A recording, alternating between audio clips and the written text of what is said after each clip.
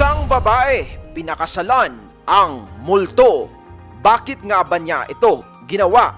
At paano ito nangyari? Gusto mong malaman ang buong kwento? Tara, pag-usapan natin yan.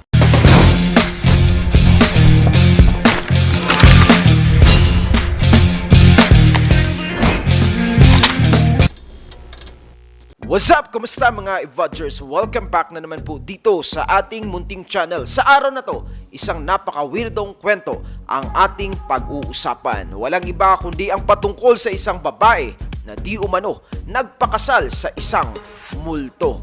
Akala ko sa palabas ko lang mapapanood ang ganitong kwento. Pero lumabas sa aking pananaliksik na napakarami pala sa iba't ibang bahagi ng mundo ang nagpapakasal sa patay na o sa multo.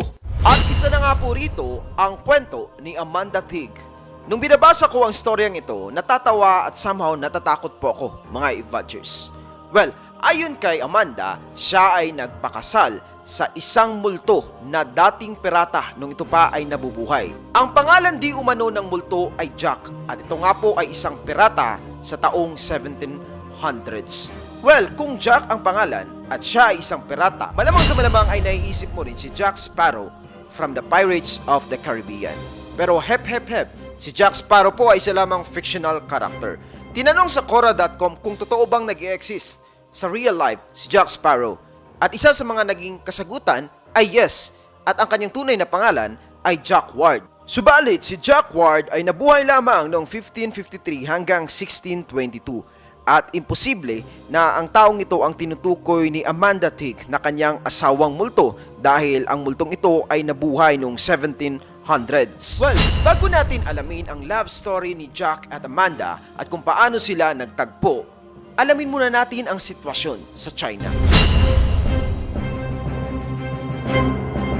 Dahil may ilang mga tao sa China ang pinapractice pa rin ang pagpapakasal sa patay na o sa multo. Well, ang malaking katanungan, bakit nga ba nila ito ginagawa? Sa halos 3,000 taon, pinapractice na ng ilang mga Chinese ang ganitong tradisyon. Hindi ko po nila lahat, kaya ang sinasabi ko, ilan sa kanila. Well, ganito po ang kanilang ginagawa. Ayon sa kanilang paniniwala, kapag ang isang tao na namatay at hindi nakapag-asawa, ito ay malulungkot sa kabilang buhay. Kaya kinakailangan ito ay maikasal. Halimbawa, namatay ang isang tao, tapos hindi siya nakapag-asawa. Hahanapan po nila ito ng iba pang patay na hindi rin nakapag-asawa, tapos ikakasal ang dalawang patay na ito. At ang iba namang sitwasyon, halimbawa, namatay ang isang lalaki, tapos merong isang buhay na babae na hindi rin kasal, ipapakasal ang buhay na babaeng ito sa patay na lalaki para hindi naman malungkot yung lalaking namatay sa kabilang buhay. So sa madaling sabi, may ilan sa kanila, dalawang patay, puro single, ikakasal. At meron naman, single yung namatay, tapos single yung isang buhay, ikakasal din. Or vice versa. Ayon sa BBC News, nakakamatay ang ganitong sistema. Paano nila nasabi? Well, every time kasi na merong kasalang magaganap, manghihingi ng presyo, ng kapalit, ng dowry, ang pamilya ng babaeng ikakasal. Kahit na ang babae ay buhay pa o patay na.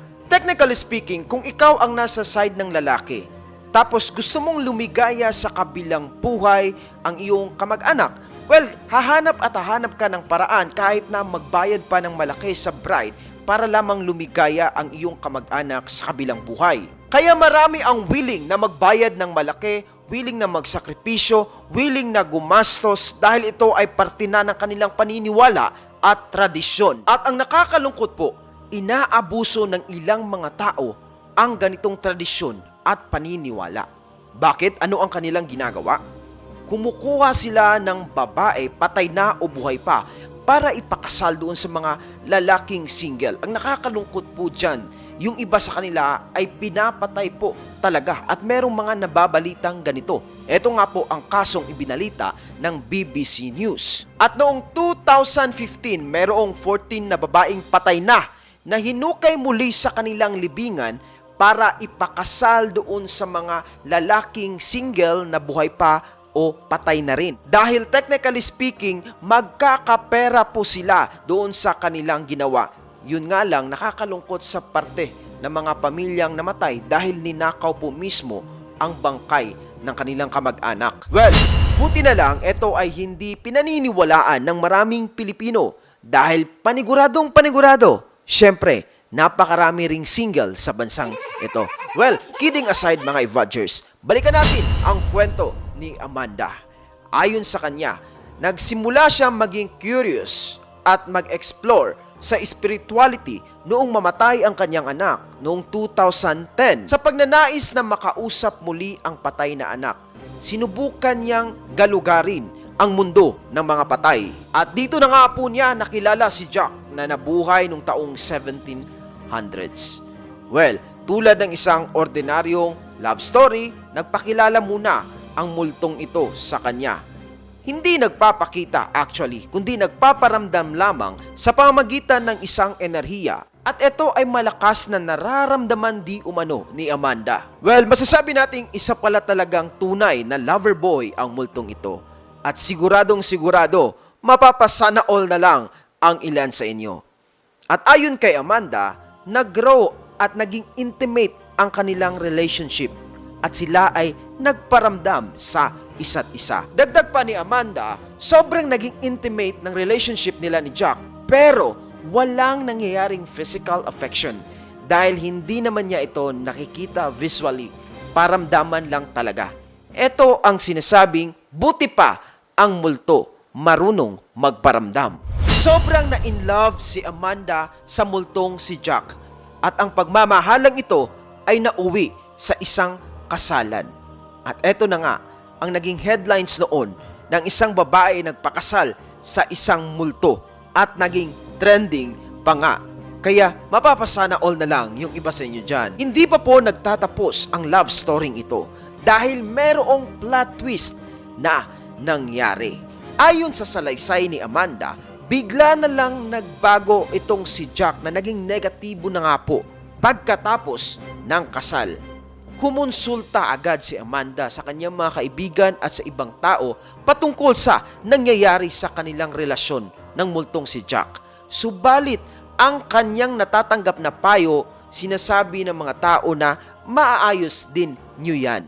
Pero sa obserbasyon ni Amanda, lalong lumalala ang pagiging negative nitong si Jack hanggang sa umabot na siya ay dalhin sa emergency room sa ospital at ito ay inoperahan.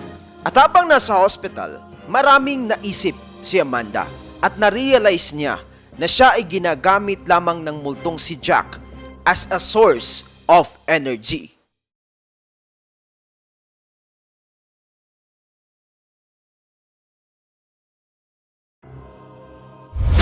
Na-realize rin niya na sinasaktan siya ng multo. Subalit, hindi niya muna ginudge ang kanyang asawa.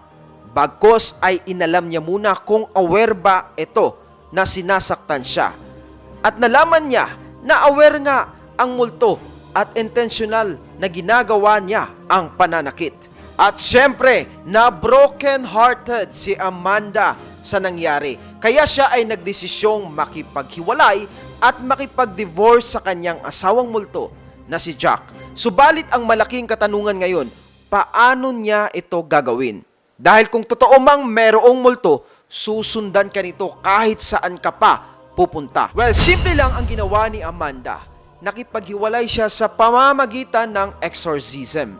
Ano ba ang exorcism, mga Evadgers? Ito ay paniniwala ng mga Jew at Kristiyano kung saan sa pamamagitan nito na itataboy po ang mga masasamang espiritu sa pamamagitan ng kapangyarihan ng nasa taas. Dahil maaring hindi multo si Jack, kundi isang bad spirit na gumugulo sa buhay ni Amanda.